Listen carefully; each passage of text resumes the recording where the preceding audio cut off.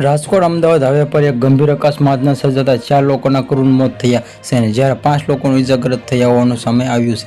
અકસ્માત બાદ હાઈવે પર અફરાતફરી માહોલ સર્જાયો હતો અને વાહન વ્યવહારમાં પણ અસરગ્રસ્ત બન્યો હતો. જેમાં બેટી રામપર નજીકમાં એક્સિડન્ટમાં મળતી માહિતી મુજબ રાજકોટમાં અમદાવાદ હાઈવે પર બેટી રાપર ગામમાં નજીકમાં ટેન્કર અને ઇકો કાર વચ્ચે જોરદાર ટક્કર થઈ અને દુર્ઘટનામાં 4 લોકો ઘટના સ્થળે જ અથવા સારવાર દરમિયાન મોત થયા હોવાનું જાણવા મળ્યું છે, જ્યારે 5 લોકો ઇજા પૂર્ણ થતાં તેમને તાત્કાલિક સારવાર માટે નજીક હોસ્પિટલ ખસેડવામાં આવ્યા હતા. ઘાયલોની હાલતમાં અંગે ગંભીર વધુ માહિતી માટે જે મળતા પ્રયાસ ચાલી રહ્યા છે. પોલીસ અને બચાવ ટીમો દોડી રહી આવી.